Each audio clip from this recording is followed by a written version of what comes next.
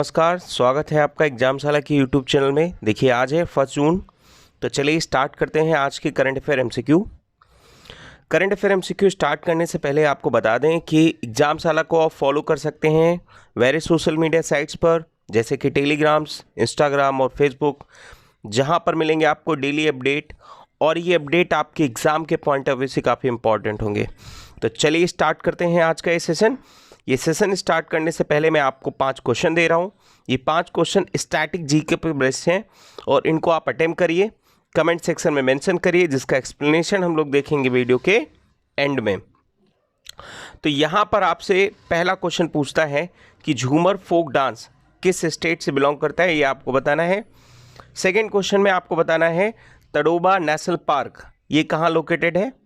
और third question में आपको बताना है कि पत्थर की मस्जिद ये किस शहर में है, ये आपको बताना है। आगे बढ़ते हैं यानी क्वेश्चन नंबर 4 पर। तो क्वेश्चन नंबर 4 में आपको बताना है कि ग्रेट हिमालयन नेशनल पार्क, जी हाँ, ग्रेट हिमालयन नेशनल पार्क ये कहाँ पर स्थित है, ये आपको बताना है। और गोदावरी रिवर का ओरिजिन कहाँ से होता है, ज़रा कमेंट सेक्शन में मेंशन करिए। तो ये 5 क्वेश्चन है, जल्दी से अटेम्प्ट करिए। बढ़ते हैं हम लोग पहले एमसीक्यू पर। तो पहला एमसीक्यू है आपका, इसमें आपको बताना है कि डॉक्टर सुशांता कुमार पनघरी ये अभी रिसेंटली न्यूज़ में थे। तो ये किस लिए रिसेंटली न्यूज़ में थे और ये कौन से इंस्टीट्यूट से बिलोंग करते हैं, ये आपको बताना है। तो पहले आपको ये बता दूं कि किस लिए रिसेंटली न्यूज़ में थे। तो देखो, जो ऑटोमोबाइल इंडस्ट्रीज़ होती हैं, यानी जहाँ पर कोई भी व्हीकल बनती है, तो ऑटोमोबाइल इंडस्ट्रीज़ में अभी जो स्टील और एल्युमिनियम का यूज होता है, स्टील और एल्युमिनियम का, अब उस स्टील और एल्युमिनियम की जगह पर वहाँ पर क्या होगा, मैग्नीशियम का एलॉय यूज होगा। किसका? मैग्नीशियम का एलॉय।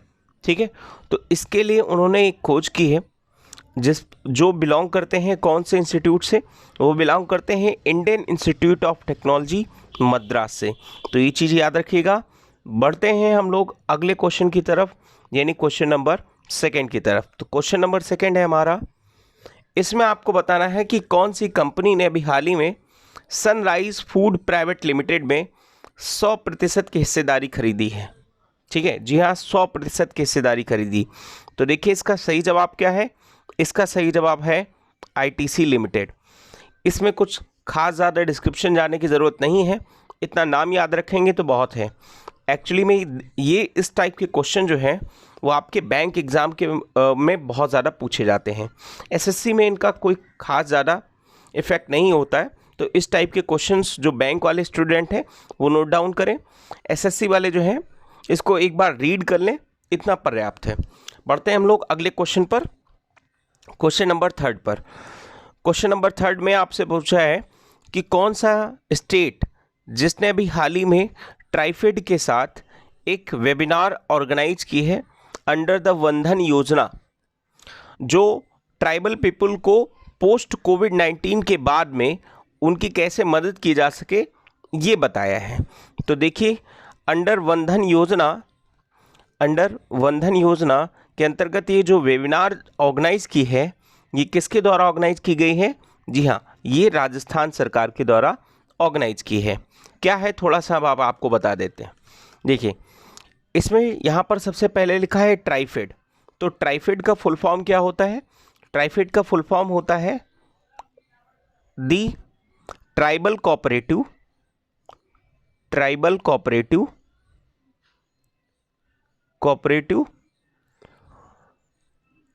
मार्केटिंग डेवलपमेंट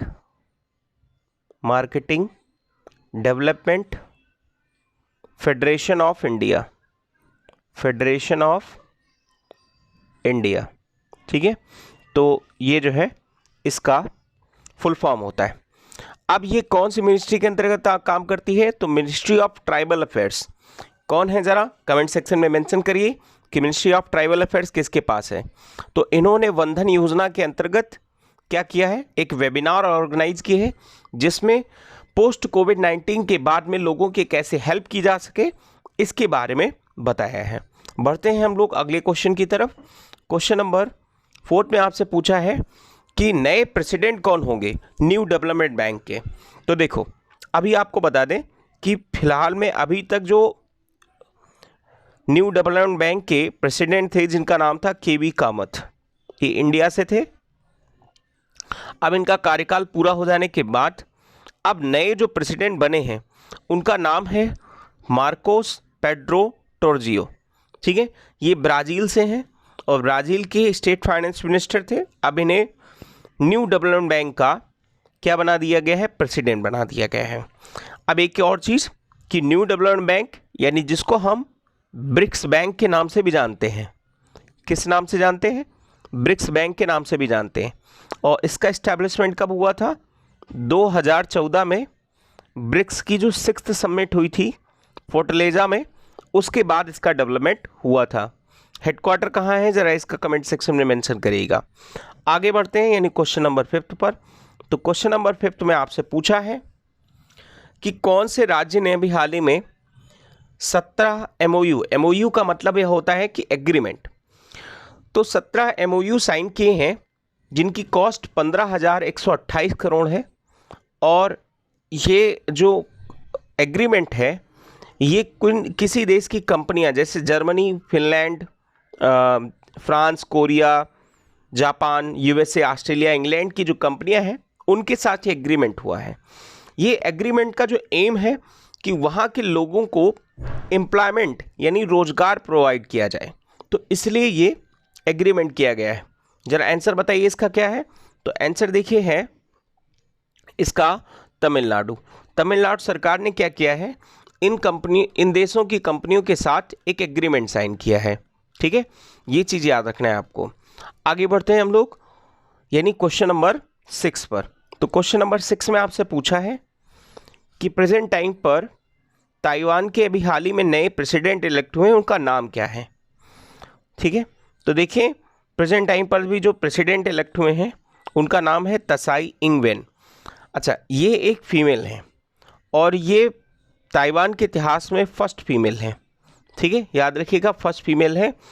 अगर आपसे यहाँ पर ये क्वेश्चन पूछता है कि कौन सी पार्टी से बिलोंग करते हैं तो ये भी नोट डाउन कर लीजिएगा, और ये है DPP यानी डेमोक्रेटिक प्रोग्रेसिव पार्टी। ठीक है, ये चीज़ याद रखिएगा। आगे बढ़ते हैं यानी क्वेश्चन नंबर 7 पर। तो क्वेश्चन नंबर 7 में आपसे पूछा है कि एशियन डेवलपमेंट बैंक ने अभी हाल ही में गवर्नमेंट ऑफ इंडिया के साथ $177 मिलियन का एक लोन साइन किया है। वो किस राज्य में डिस्ट्रिक्ट रोड या स्टेट हाईवे बनाने के लिए एग्रीमेंट साइन किया गया है। देखो एक चीज़ आपको यहाँ पर ही बता दें क्वेश्चन डिस्कस करने से पहले कि जब कोई भी इंटरनेशनल बॉडी से कोई भी एग्रीमेंट साइन होगा तो वो सेंट्रल गवर्नमेंट की परमिशन के बिना नहीं हो सकता। यानी मान लीजिए कोई स्टेट गवर्नमेंट कर रही है तो स्टेट गवर्नमेंट जब तक सेंट्रल गवर्नमेंट की परमिशन नहीं लेगी तब तक उसका कोई एग्रीमेंट नहीं हो सकता है, ये चीज़ याद रखिएगा। तो यहाँ पर एक चीज़ आपको बता दें कि जो एशियन डेवलपमेंट बैंक ने गवर्नमेंट ऑफ इंडिया के साथ जो लोन साइन किया है ये $177 मिलियन का है। और ये क्या करेगा कि महाराष्ट्र में स्टेट हाईवे, डिस्ट्रिक्ट रोड और रूरल रोड का निर्माण करेगा। इससे होगा क्या कि इससे होगा ये कि जो रूरल कनेक्टिविटी है वो बढ़ेगी और डेवलपमेंट भी आसानी से यानी तेज़ी से होगा। ठीक है, बढ़ते हैं अगले क्वेश्चन पर यानी क्वेश्चन नंबर 8 पर। तो क्वेश्चन नंबर 8 में आपसे पूछा है कि अभी हाल ही में जो प्रेजेंट टाइम पर 8 कोर इंडस्ट्रीज़ हैं इनकी अप्रैल मंथ में जो ग्रोथ है ना वो कितने % गिर गई है। तो पहले हम लोग ये जान लेते हैं कि 8 कोर इंडस्ट्रीज़ क्या होती है। तो मैं यहाँ पे लिख रहा हूँ, आप थोड़ा सा इसको शॉर्ट फॉर्म में मैं लिखूँगा, आप इसको अपने कॉपी पेन पे अच्छे से नोट करिएगा। तो देखो पहले मैं कोर इंडस्ट्रीज़ के बारे में बता रहा हूँ। तो ये देखिए जो कोर इंडस्ट्रीज़ हैं ये है पहला कोल यानी जो कोयले से बिलोंग करती हैं, दूसरा है क्रूड ऑयल। ठीक है, क्रूड ऑयल, और उसके बाद नेचुरल गैस। ठीक है, मैं शॉर्ट फॉर्म में लिख रहा हूँ, आप नोट डाउन करते रहिए। Natural gas, refinery product, fertiliser, steel, और सीमेंट, ठीक है, इलेक्ट्रिसिटी। तो ये 8 कोर इंडस्ट्रीज हैं। इनका वेटेज बहुत ज़्यादा होता है, यानी अगर हम इनके वेटेज की ही बात करें तो इंडेक्स ऑफ इंडस्ट्रियल प्रोडक्शन में इनका वेटेज अप्रॉक्स 40% के आसपास होता है। कितना परसेंट होता है? 40% के आसपास होता है, ठीक है। तो वेटेज इनका काफ़ी ज़्यादा होता है, ये चीज़ याद रखिएगा। लेकिन अप्रैल मंथ में इनका जो प्रोडक्शन है वो कोविड-19 के चलते काफ़ी ज़्यादा गिर गया है, और वो कितना गिर गया है? 38%। जी हाँ, 38% माइनस में इनका प्रोडक्शन हो गया, ठीक है।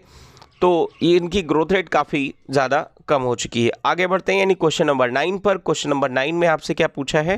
क्वेश्चन नंबर 9 में यहाँ पर पूछा है भगजान ऑयल फील्ड ये कौन से स्टेट में लोकेटेड है? देखिए, अभी हाल ही में आपने सुना होगा कि विशाखापट्टनम में एलजी का पॉलीमर प्लांट था, वहाँ पर एक जो है गैस का रिसाव हुआ था। उसके बाद जो है आसाम में भजांग ऑयल फील्ड में एक जो है रिसाव हुआ, वहाँ पे कुछ एक दुर्घटना हुई ब्लास्ट टाइप का। तो ये कहाँ पर है, ये चीज़ याद रखना है, भजांग में, आसाम में है। आसाम के कौन से डिस्ट्रिक्ट में है ज़रा बताएंगे? तो आसाम के है तिनसुकिया डिस्ट्रिक्ट, तिनसुकिया, ये तिनसुकिया डिस्ट्रिक्ट है, और वहाँ पर ये ब्लास्ट हुआ था, तो इसलिए चर्चा में है। ये चीज़ याद रखिएगा, गैस एक्सप्लोजन हुआ था वहाँ पे, ठीक है। तो तिनसुकिया जो बॉर्डर लगता है वो बॉर्डर अरुणाचल प्रदेश के साथ लगता है। अच्छा, यहाँ पे ज़रा एक क्वेश्चन आप बताइएगा। क्वेश्चन ये है कि आसाम कितने स्टेट के साथ बॉर्डर शेयर करता है, ठीक है। ये ज़रा क्वेश्चन में बताइए कि आसाम कितने स्टेट के साथ बॉर्डर शेयर करता है। बढ़ते हैं अगले क्वेश्चन पर, क्वेश्चन नंबर 10 पर। तो क्वेश्चन नंबर 10 में आपसे पूछा है कि एनसीएस का फुल फॉर्म क्या होता है? बहुत ही सिंपल सा क्वेश्चन है, ज़रा बताइए एनसीएस का फुल फॉर्म क्या होता है? तो देखिए, एनसीएस का फुल फॉर्म होता है नेशनल कैरियर सर्विस, ठीक है, नेशनल कैरियर सर्विस। और ये चर्चा में क्यों, पहले ये चीज़ आपको बता दें। देखिए, प्रेजेंट टाइम पर जो अभी टेंशन चल रही है कोविड-19 के चलते, तो ये क्या करेगा, एनसीएस यानी नेशनल कैरियर सर्विस, ये लेबर मिनिस्ट्री के अंतर्गत काम करता है, ministry of labour and employment के अंतर्गत काम करता है। तो ये क्या कर रहा है कि online free career skill training provide कर रहा है। यानी जो जॉब सीकर्स हैं, जैसे मान ले आप जॉब ढूंढने जा रहे हैं, तो आप जब जॉब ढूंढते हैं तो आपको किसी स्किल्स की ज़रूरत है, तो एनसीएस क्या करेगा कि आपको ऑनलाइन स्किल्स ट्रेनिंग देगा। बात समझ में आ रही? ठीक है। तो जॉब सीकर्स को ऑनलाइन स्किल्स देने का ये काम है। इसके अलावा वे एनसीएस क्या कर रहा है कि प्रेजेंट टाइम पर ऑनलाइन जॉब फेयर भी ऑर्गेनाइज कर रहा है। जी हाँ, ऑनलाइन जॉब फेयर भी ऑर्गेनाइज कर रहा है, ये चीज़ याद रखना है आपको, ठीक है। बढ़ते हैं अगले क्वेश्चन पर, यानी क्वेश्चन नंबर 11 पर। तो क्वेश्चन नंबर 11 में आपसे पूछा है कि आर्मी कमांडर कॉन्फ्रेंस ये अभी हाल ही में कौन से शहर में ऑर्गेनाइज हुई है? तो ये ऑर्गेनाइज हुई कहाँ पर? नई दिल्ली में, ठीक है।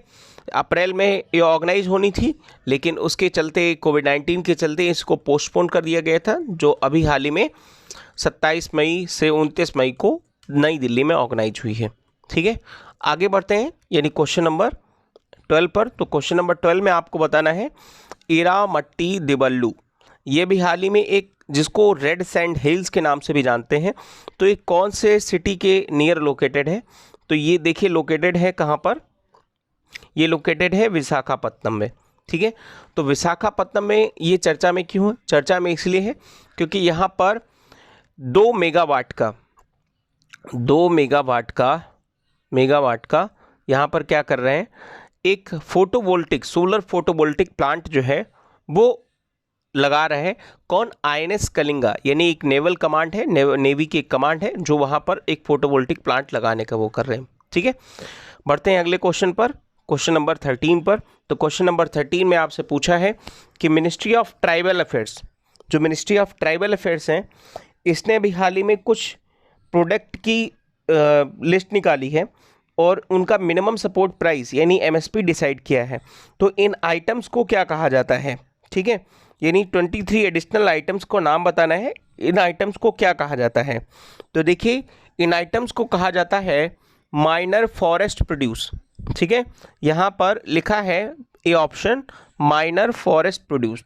अब ये आइटम है क्या, देखो जो ट्राइबल्स कम्युनिटी के द्वारा जो डेवलप किए जाते हैं आइटम्स, उनका यहाँ पे एक लिस्ट निकाला और उनकी एमएसपी डिसाइड की है। जैसे कुछ आइटम्स को आपको बता देते हैं कि जैसे तुलसी है, तुलसी आपने सुना होगा, आपके घरों में होगी, तुलसी सीड है, ठीक है, जीरा है, वनजीरा है, ठीक है, मशरूम है, ब्लैक राइस है, ठीक, ये सब की एक एमएसपी डिसाइड की है सरकार के द्वारा, ताकि इनको भी काफ़ी हेल्प मिल सके सरकार से।